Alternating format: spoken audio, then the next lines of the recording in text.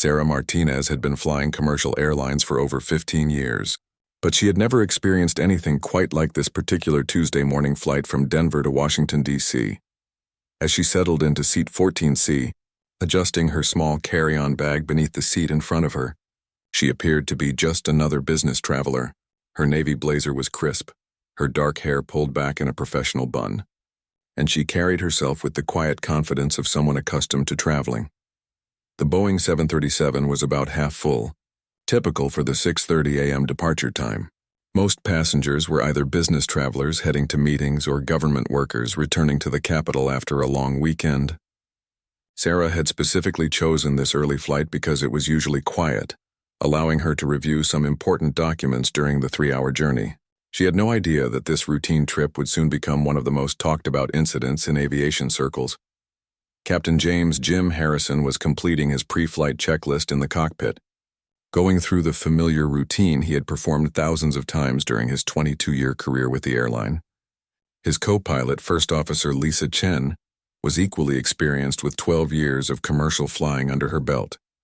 They had flown together many times before and had developed the kind of professional rhythm that made their flight smooth and efficient. The flight attendants were going through their safety demonstration when the first unusual communication came through.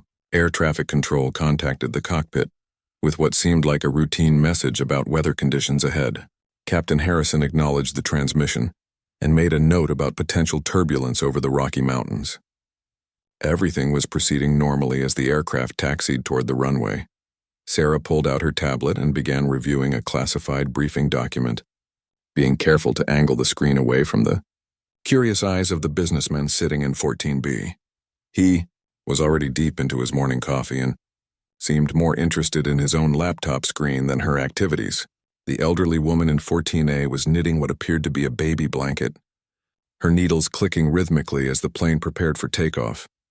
As Flight 447 lifted off from Denver International Airport, climbing steadily into the crisp morning sky, none of the 127 passengers and 6 crew members aboard had any idea that this flight would soon deviate dramatically from its planned route. The mountain peaks below gradually gave way to the endless expanse of the Great Plains, painted golden by the early morning sunlight streaming through the aircraft windows. Sarah had been working in intelligence analysis for the Department of Defense for 8 years, though her colleagues and friends knew her simply as a government consultant who traveled frequently for work. Her job required absolute discretion, and she had become skilled at blending into crowds and maintaining her cover story. Today's trip was supposed to be routine. A briefing at the Pentagon followed by a quick return flight to Denver that same evening. The document she was reviewing contained satellite intelligence about unusual military movements in a region that had been quiet for months. The patterns were concerning, suggesting a potential shift in regional power dynamics that could affect American interests.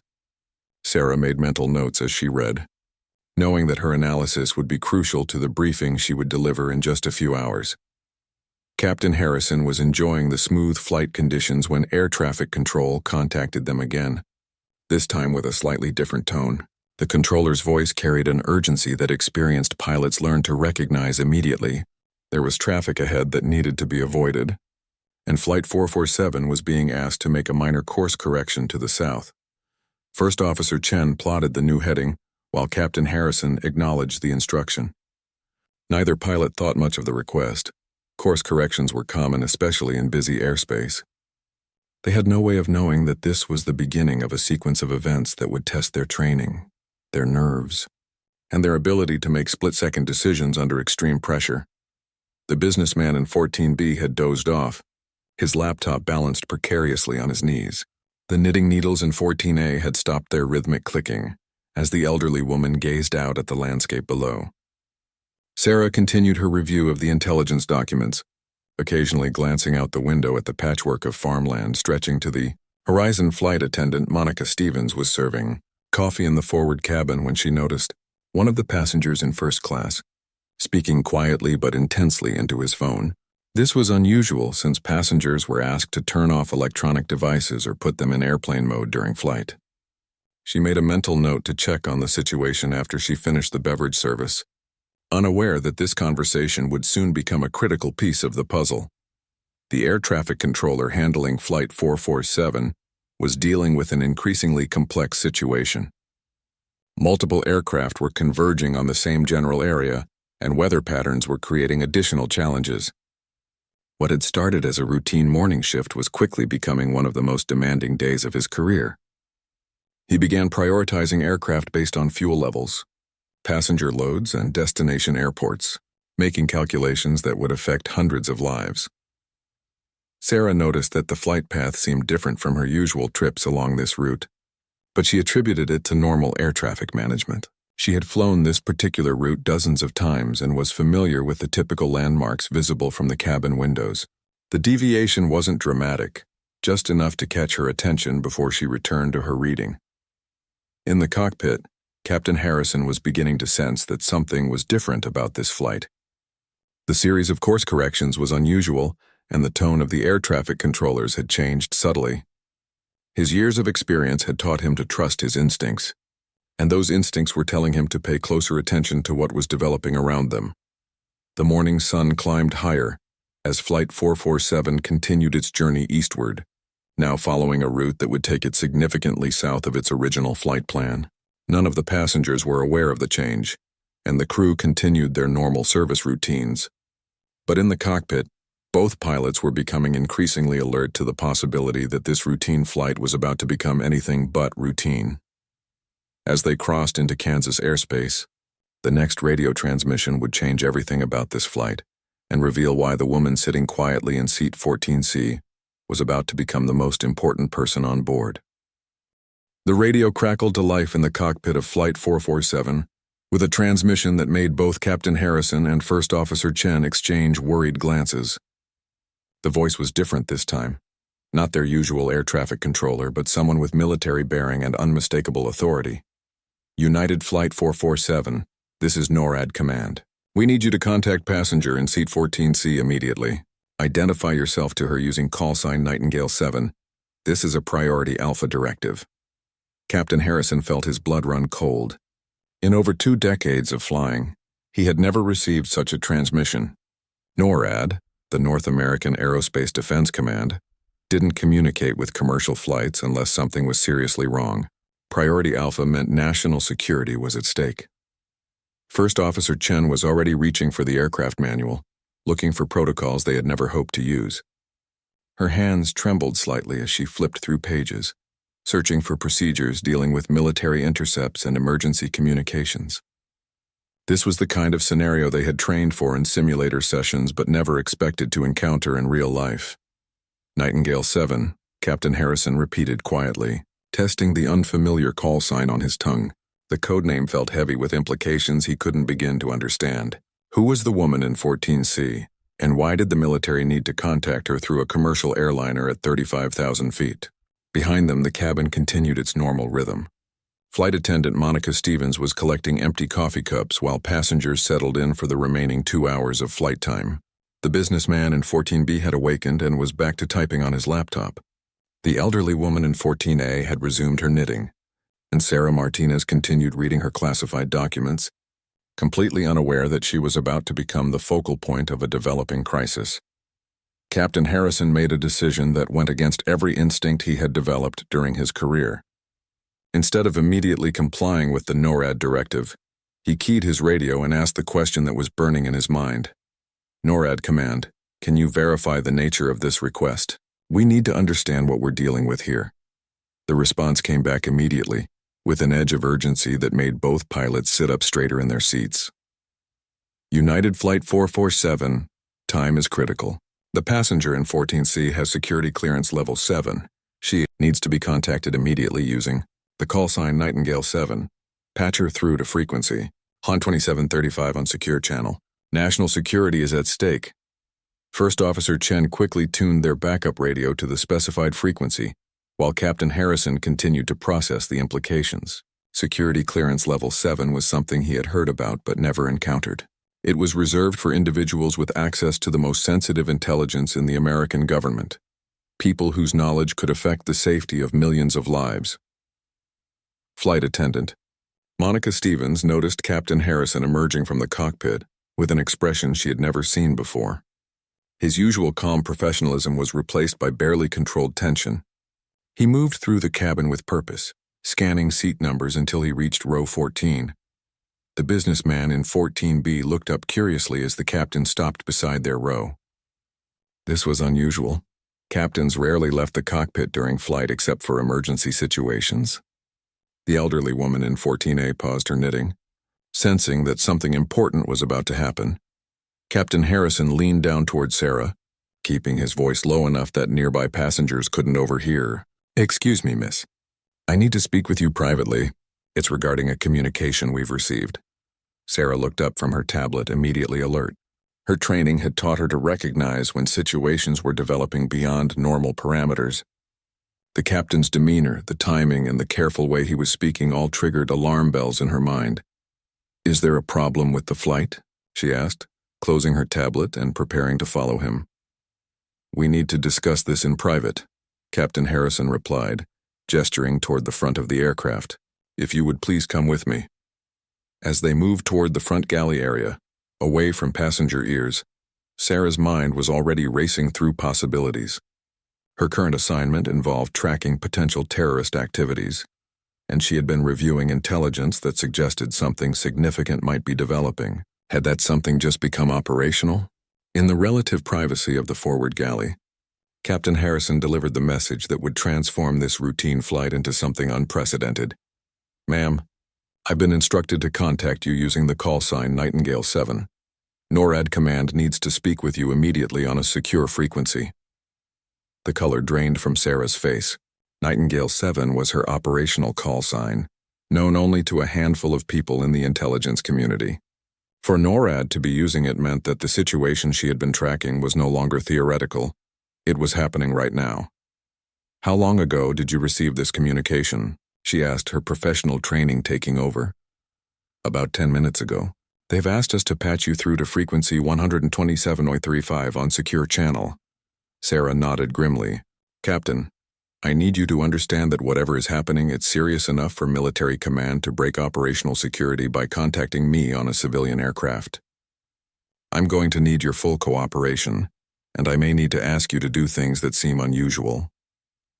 Captain Harrison had flown military transport earlier in his career. Before transitioning to commercial aviation, he recognized the tone of authority in Sarah's voice and the weight of responsibility she carried. "What do you need from me?" "First, I need to establish communication with NORAD. Then I need you to be prepared for the possibility that our flight plan may change dramatically." As they moved toward the cockpit, First Officer Chen was monitoring multiple radio frequencies, trying to piece together what was developing in the airspace around them. Military aircraft were moving in patterns that suggested a coordinated response to some kind of threat, though civilian air traffic control was maintaining normal operations for most flights. The secure communication equipment on commercial aircraft was limited, but Captain Harrison and his crew worked quickly to establish the connection Sarah needed. As the encrypted signal locked onto the military frequency, Sarah took a deep breath and keyed the microphone. "NORAD Command. This is Nightingale 7. I'm aboard United Flight 447. What's your status?" The voice that responded carried the weight of national crisis. "Nightingale 7. We have a Priority 1 situation developing. The intelligence package you've been tracking shows active deployment. We need your analysis immediately, and we need you redirected to Peterson Air Force Base for emergency briefing." Sarah closed her eyes for a moment, processing the implications. The terrorist cell she had been monitoring was no longer planning. They were executing their operation. Whatever they had planned was happening right now, and her analysis was critical to stopping it. "Understood, NORAD. What's our new destination, and what's our timeline?" "Peterson Air Force Base, Colorado Springs. You have 37 minutes from now." Captain Harrison felt the weight of command in a way he had never experienced during his civilian flying career. 37 minutes to reach Peterson Air Force Base meant they needed to completely change course and begin an immediate descent. He looked at First Officer Chen, who was already calculating the new heading and descent rate they would need. "Ladies and gentlemen, this is Captain Harrison speaking," he announced over the intercom, his voice steady despite the extraordinary circumstances. "Due to an air traffic control directive, we're going to be making an unscheduled landing at Colorado Springs. Please remain seated with your seatbelts fastened as we begin our descent. The passengers stirred with the kind of concerned murmur that always followed unexpected announcements. The businessman in 14B looked around nervously, wondering if there was a mechanical problem. The elderly woman in 14A clutched her knitting tighter, worried about missing her connection in Washington.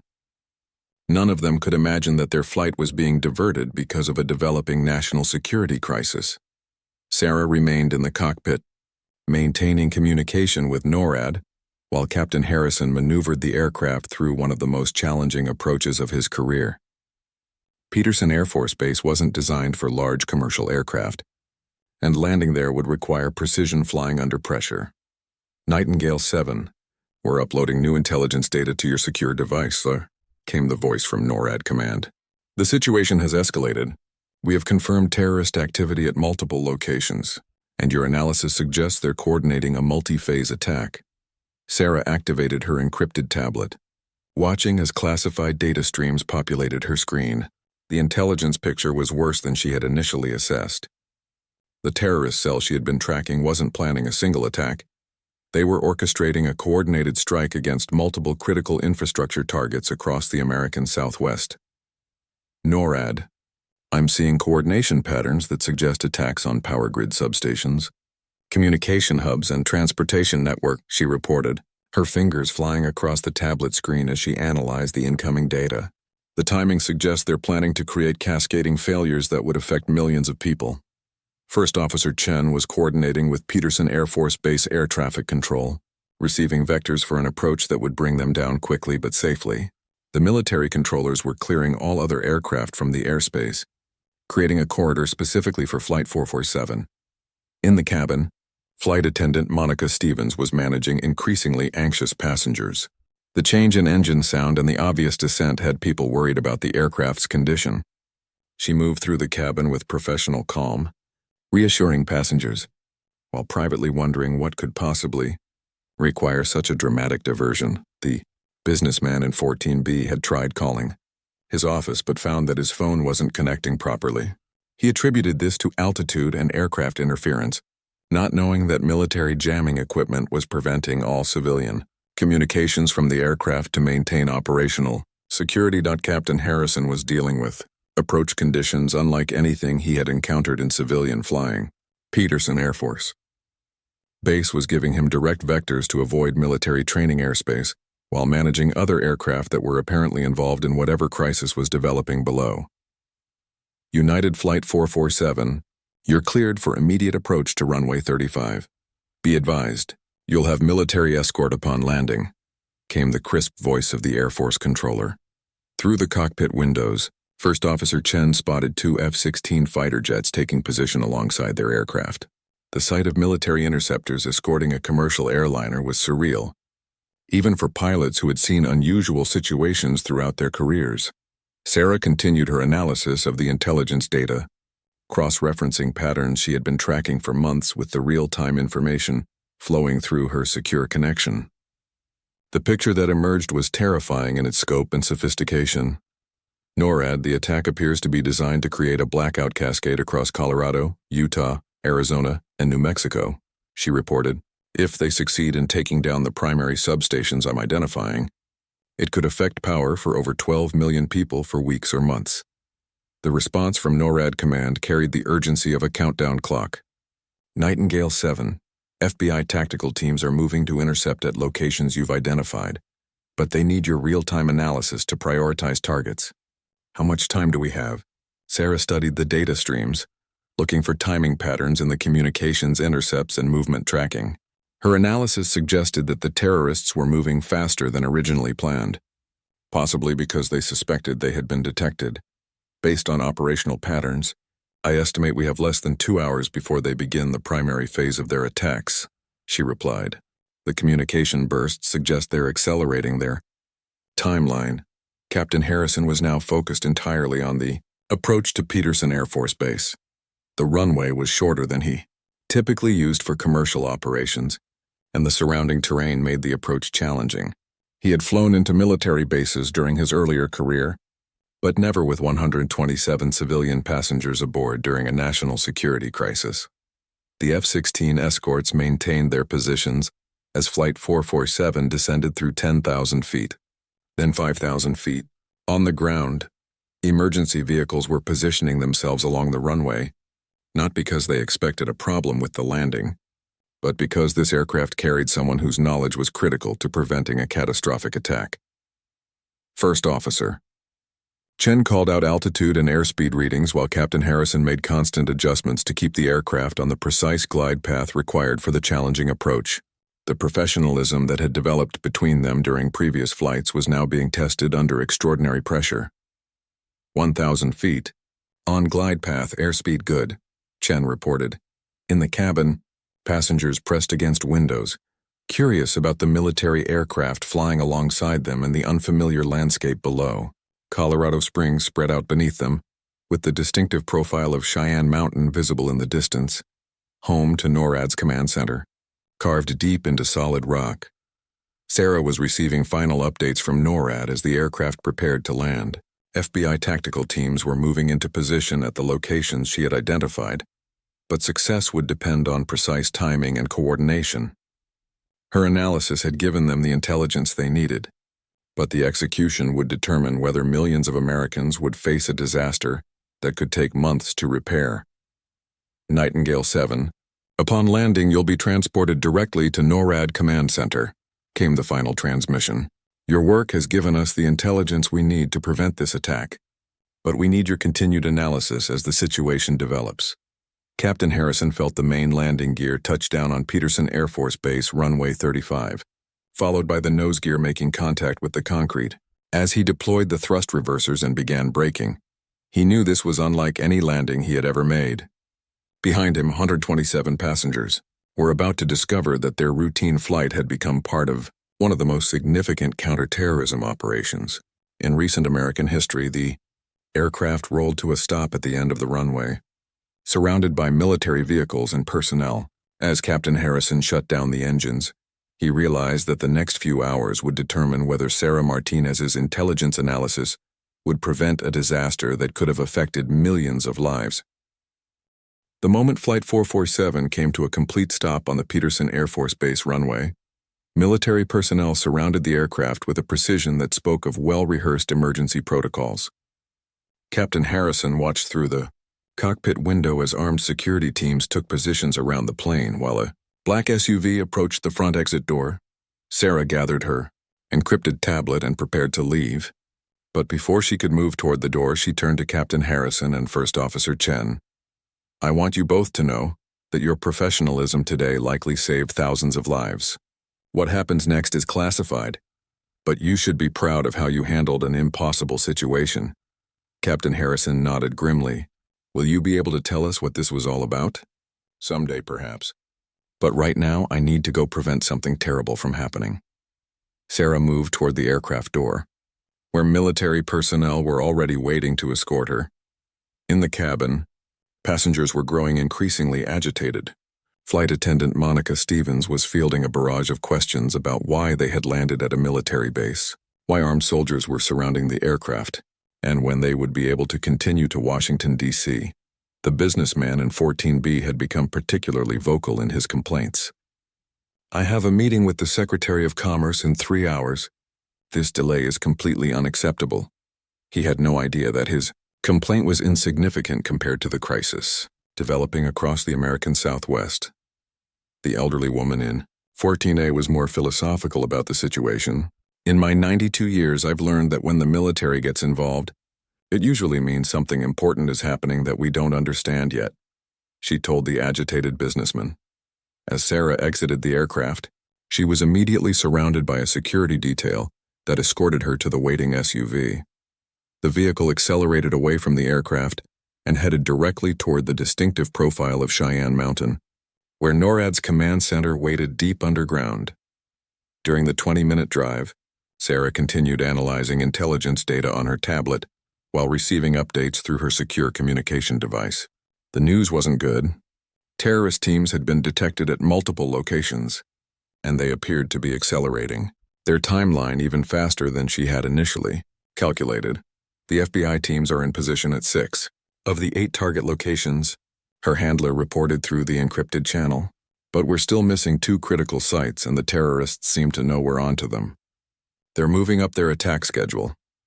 The SUV entered the tunnel complex that led deep into Cheyenne Mountain, passing through multiple security checkpoints before arriving at the NORAD command center. Sarah had been here twice before during her career, but the facility never failed to impress her with its scale and sophisticated technology. The command center was a hive of activity when she arrived. Multiple screens displayed real-time intelligence feeds, satellite imagery, and tactical team positions across 4 states. Military personnel and intelligence analysts worked at dozens of workstations, coordinating the largest counterterrorism operation the region had seen in years. General Patricia Stone, NORAD's deputy commander, met Sarah at the entrance to the main operations floor. "Ms. Martinez, your analysis identified the terrorist network just in time. We have teams moving on 6 locations, but we need your help with the 2 sites we haven't located yet." Sarah was led to a workstation equipped with the most advanced intelligence analysis tools available to the American military. Multiple screens displayed satellite feeds, communication intercepts, and tracking data from across the Southwest. The amount of information was overwhelming, but Sarah's training had prepared her to synthesize complex intelligence pictures quickly. "The 2 missing locations have to be the primary targets," she said, studying the patterns of movement and communication. "Everything else has been designed to create chaos and confusion. But these 2 sites will be the ones that create the cascading failures." Working with NORAD's intelligence team, Sarah began cross-referencing power grid schematics with the movement patterns they had been tracking. The terrorist plan was becoming clearer. They intended to create a blackout that would start in Colorado and spread across the entire Southwest power grid. "There," she said, pointing to a location on the map where several interstate highways converged with major power transmission lines. "That substation controls power distribution for 3 states. If they take it down while simultaneously hitting the backup facility here," she indicated another point 60 miles away, "they could black out everything from Denver to Phoenix." General Stone immediately ordered tactical teams to the newly identified locations, but the response revealed the next challenge they faced. "Our nearest teams are 45 minutes away from both sites," came the report. "The terrorists could complete their attacks before we can intercept them." Back at Peterson Air Force Base, the passengers of Flight 447 were being transferred to a military transport aircraft that would take them to Washington, D.C. The delay had extended their travel time by several hours, but military personnel assured them that their original airline would honor all connections and accommodate the inconvenience. Captain Harrison and First Officer Chen remained with their aircraft, debriefing with military officials about the unusual flight and the passenger who had transformed their routine trip into a critical national security operation. They would later be commended for their handling of the situation, though the full details would remain classified. The businessman in 14B continued complaining about his missed meeting, not knowing that the woman who had sat quietly beside him was at that moment working to prevent an attack that would have disrupted business operations across 4 states for weeks or months. In the NORAD command center, Sarah was now coordinating directly with FBI tactical teams as they raced to reach the final 2 target sites. The terrorists had demonstrated sophisticated planning and operational security, but they had made one critical mistake. They had maintained a communication pattern that allowed intelligence analysts to predict their movements. "Team Alpha, you need to understand that these aren't just power substations," Sarah briefed the FBI tactical team leader. "The terrorists have likely positioned explosives to create maximum damage to the electrical infrastructure. Your approach needs to account for the possibility of significant secondary explosions." The tactical team leader acknowledged her briefing. "Copy that, Nightingale 7. We're approaching the first site now. We can see vehicles and activity that matches your intelligence." Sarah watched the real-time feeds from the tactical teams, knowing that the next few minutes would determine whether months of intelligence work would result in preventing a major catastrophe. The terrorists had planned their attack to create not just immediate damage, but long-term disruption that would affect millions of people. "Team Beta reporting contact at the second site," came another voice over the communication network. "Multiple subjects with what appears to be explosive devices positioned near critical infrastructure." General Stone stood beside Sarah, watching the tactical feeds while coordinating with power grid officials who were standing by to implement emergency isolation procedures if the attacks couldn't be prevented in time. If these attacks succeed, how long before we can restore power to the affected areas? The general asked. Sarah had analyzed this scenario extensively during her months of tracking the terrorist network. The equipment they're targeting is specialized and manufactured overseas. Replacement could take 6 to 8 months, assuming we can get priority manufacturing. Millions of people would be without power through winter. The weight of that assessment hung in the air as they watched the tactical teams move into position at both target sites simultaneously, racing against terrorists who had spent months planning an attack designed to create maximum chaos and suffering across the American Southwest. The tension in the NORAD command center was palpable, as multiple screens displayed the real-time tactical operations unfolding at both target sites. Sarah watched the feeds while maintaining communication with the FBI teams, providing intelligence updates that could make the difference between success and catastrophic failure. Team Alpha, be advised that the subjects at your location have been tracked using encrypted communications, suggesting they have military-grade explosive devices, Sarah reported into her headset. The blast radius could extend beyond the substation itself. Through the grainy tactical camera feeds, she could see FBI agents positioning themselves around the first target site, a critical power substation that controlled electrical distribution across Colorado, Utah, and northern New Mexico. The facility looked innocuous from a distance, just another industrial installation surrounded by chain-link fencing and high-voltage transmission lines. Team Alpha leader to command. We have visual confirmation of 4 subjects placing devices at the base of the main transformers, came the voice of the tactical team leader. They appear to be working quickly, suggesting they know time is limited. General Stone turned to the power grid coordination officer. How long before we can isolate these facilities from the main grid? Isolation procedures require 12 minutes minimum, came the reply. But if we isolate them now and the terrorists detonate their devices, we'll still lose the equipment. The damage would be the same, just contained. Sarah was analyzing communication intercepts in real time, looking for any indication of the terrorists' exact timeline. General, I'm seeing increased radio chatter from the terrorist network. They're aware that law enforcement is closing in, and they're accelerating their final preparations. At the second target site, Team Beta was facing a different challenge. The substation was located in more open terrain, making tactical approach difficult without being detected. The facility controlled backup power routing for the entire regional grid. If both sites were destroyed simultaneously, the cascading failure would affect millions of people. Team Beta to command. We're observing 6 subjects at our location. More than intelligence suggested, reported the second team leader. They have established defensive positions and appear to be prepared for intervention. The communication sent a chill through the command center. The terrorists weren't just planning to destroy critical infrastructure. They were prepared to fight law enforcement to complete their mission. This suggested a level of commitment and organization that made them exceptionally dangerous. Sarah pulled up detailed schematics of both target locations, cross-referencing them with the tactical team positions. Teams Alpha and Beta, I'm uploading facility layouts to your tactical displays.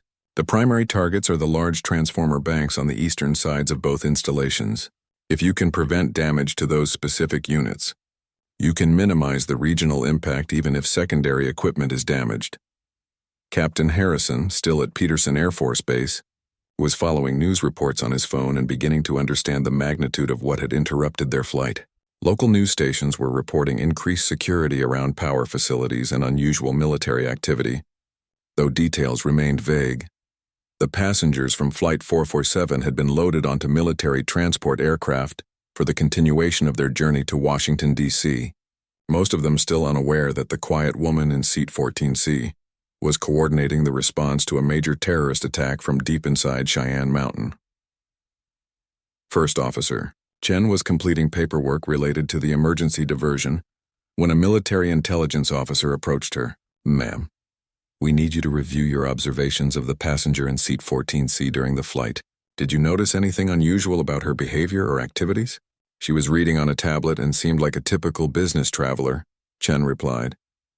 The only thing I noticed was that she was very focused on her work, and didn't seem interested in casual conversation with other passengers. Back in the NORAD command center, the tactical situation was reaching its critical phase. Both FBI teams were now in position, but the terrorists at the second site had detected their approach and were preparing to accelerate their timeline. All teams, this is command, General Stone announced over the tactical network. Intelligence indicates the terrorists may detonate their devices within the next few minutes. You are authorized to use any necessary force to prevent the destruction of these facilities. Sarah watched the multiple video feeds as the tactical teams began their final approach to both sites. At the first location, Team Alpha was moving through the industrial facility using the cover of large electrical equipment to avoid detection. At the second site, Team Beta faced the more challenging task of crossing open ground while the terrorists maintained defensive positions. Team Alpha, I have a clear shot on 2 subjects near the primary transformers, came a voice over the radio. Negative on weapons free until we can secure the explosive devices, the team leader responded. If those devices detonate, the mission fails regardless of whether we neutralize the subjects. The communication intercepts Sarah was monitoring suddenly showed a spike in terrorist activity. All teams be advised that intercepted communications suggest the terrorists are initiating their final sequence, she announced. You may have less than 60 seconds. At both locations simultaneously, the FBI tactical teams made their moves. Team Alpha rushed the terrorist positions at the first substation while Team Beta used diversionary tactics to split the attention of the terrorists at the second location. The next few seconds unfolded with the precision of months of training meeting the chaos of real-world crisis. At the first site, 2 terrorists were neutralized before they could complete their preparations, while the remaining 2 attempted to manually detonate their devices as FBI agents closed in. Shots fired at Site 1. 2 subjects down, explosive devices secured, came the report from Team Alpha.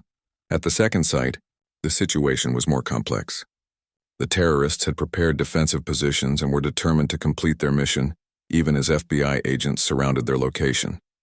Team Beta engaged. Heavy resistance devices still active, reported the second team leader. Sarah was coordinating with explosive ordnance disposal teams while monitoring the tactical feeds. EOD teams, the devices appear to be timer-based with manual backup detonation capability. Primary priority is timer interruption. The video feed from the second site showed FBI agents engaging multiple terrorists while EOD specialists moved toward the explosive devices under covering fire. The scene looked like something from a military operation rather than domestic law enforcement. Device 1 secured, came the voice of an EOD technician. Working on Device 2, but the timer is still active. In the command center, everyone watched the countdown clock that intelligence had constructed based on intercepted terrorist communications. If their analysis was correct, the devices were set to detonate in less than 30 seconds. Device 2. Timer disabled, reported the EOD technician, his voice tight with the stress of diffusing explosives under combat conditions. The command center erupted in restrained celebration as reports confirmed that all explosive devices at both critical sites had been secured or neutralized. The terrorist attack that could have left millions of people without power for months had been prevented with less than 15 seconds to spare. But as Sarah reviewed the intelligence picture, she realized their victory might not be complete. The sophisticated nature of the attack suggested backup plans and secondary objectives that they hadn't yet discovered. The celebration in the NORAD command center was brief. While the immediate threat to the power grid had been neutralized, Sarah's analysis of the intercepted communications revealed disturbing patterns that suggested the operation wasn't over. The sophistication of the terrorist network implied contingency plans that went beyond the primary targets they had just secured. General Stone, I'm seeing communication patterns that suggest this was a multi-phase operation, Sarah reported, her fingers moving rapidly across her analysis workstation. The attacks on the power substations may have been designed to mask a secondary objective. General Stone moved to Sarah's workstation, studying the intelligence displays that showed communication intercepts from the past 24 hours. The patterns were subtle, but unmistakable to someone with Sarah's training and experience in analyzing terrorist network behavior. What kind of secondary objective? The general asked. Sarah pulled up a map showing the locations of the neutralized terrorist teams overlaid with critical infrastructure throughout the Southwest. A pattern emerged that sent a chill through everyone watching the display. The power attacks were positioned to create specific vulnerabilities in communication, networks, and transportation systems, Sarah explained. If the blackouts had occurred as planned, they would have created blind spots in our monitoring capabilities in these areas. She highlighted several locations on the map where major highways intersected with critical infrastructure. I think the real targets are here, and here. Nuclear waste transportation routes. The implications hit General Stone immediately. They're planning to attack nuclear waste shipments while our monitoring and response capabilities are compromised by power outages. Sarah nodded grimly. The Department of Energy moves nuclear waste from weapons facilities to storage sites along these exact routes. If terrorists could intercept those shipments during a regional blackout, they would have access to radioactive materials that could be used for dirty bombs in major population centers. The command center erupted into activity as this new threat assessment spread through the operational teams. Nuclear waste transportation was handled with extreme security, but the routes were predictable, and the shipments occurred on regular schedules that sophisticated intelligence gathering could determine. Get me DOE, transportation security immediately, General Stone ordered. We need current locations and schedules for all nuclear waste shipments in the affected region. While military personnel worked to establish communication with the Department of Energy, Sarah continued analyzing the intelligence picture. The terrorist communications showed a level of planning and coordination that suggested months or even years of preparation. At Peterson Air Force Base, Captain Harrison was finally getting a clearer picture of what had transformed his routine flight into a national security operation. Military intelligence officers had briefed him on the general nature of the threat, though most details remained classified. The passenger you contacted likely prevented a catastrophic attack on American infrastructure, the intelligence officer explained. Your crew's professionalism in handling an unprecedented situation contributed directly to the success of the counterterrorism operation. First Officer Chen was still processing the magnitude of what they had been part of. We trained for hijackings and medical emergencies, but nothing prepared us for having NORAD contact a passenger through our aircraft radio. The elderly woman who had been knitting in seat 14A was among the last passengers to board the military transport aircraft that would complete their journey to Washington, D.C. As she settled into her new seat, she reflected on the unusual morning and the quiet young woman who had been reading so intently beside her. Back in the NORAD command center, the Department of Energy had confirmed Sarah's worst fears. 3 nuclear waste shipments were currently in transit through the Southwest, and their routes would take them through the exact areas where the power grid attacks had been planned. The shipments left Los Alamos, Pantex, and Rocky Flats facilities yesterday, reported the DOE liaison. They're scheduled to arrive at the waste isolation pilot plant in New Mexico within the next 6 hours, Sarah cross-referenced the shipment routes with the terrorist, communication patterns, and movement tracking. General, I'm showing increased activity along Highway 285 and Interstate 25. The terrorists appear to be positioning themselves to intercept the shipments during the time window when the power outages would have created maximum confusion. The challenge facing the response teams was complex. The nuclear waste shipments were heavily guarded and followed strict security protocols, but the terrorists had spent months planning an operation designed to exploit the exact vulnerabilities that would be created by regional infrastructure failures. We need to reroute all 3 shipments immediately, General Stone decided. And we need tactical teams positioned along this alternate routes in case the terrorists adapt to the new plans, and Sarah was working with transportation security specialists to identify alternate routes that would avoid the areas where terrorist activity had been detected. The logistics were complicated by the specialized requirements for transporting radioactive materials and the limited number of approved routes through the mountainous terrain of the Southwest. The Los Alamos shipment is the most vulnerable, she reported. It's currently on Highway 285 approaching the area where we detected the highest concentration of terrorist communications. Military helicopters were dispatched to provide aerial reconnaissance along the nuclear waste transportation routes while FBI tactical teams moved to intercept locations where terrorist activity had been detected. The operation had expanded from preventing power grid attacks to protecting some of the most dangerous materials transported on American highways. The Department of Energy made the unprecedented decision to halt all 3 nuclear waste shipments and move them to secure facilities until the terrorist threat could be completely neutralized. Military convoys were dispatched to escort the shipments to the nearest secure installations. Team Charlie reporting. Contact with suspicious vehicles near the Los Alamos shipment route, came a voice over the tactical network. Multiple subjects with what appears to be sophisticated radio equipment. Sarah coordinated the response while analyzing real-time intelligence about terrorist positions and capabilities. The network they had been tracking was larger and more capable than initially assessed, with operational security and planning that suggested professional military training. All teams, be advised that subject analysis suggests possible foreign state sponsorship of this terrorist operation, she announced. The level of coordination and equipment indicates resources beyond typical domestic terrorist capabilities.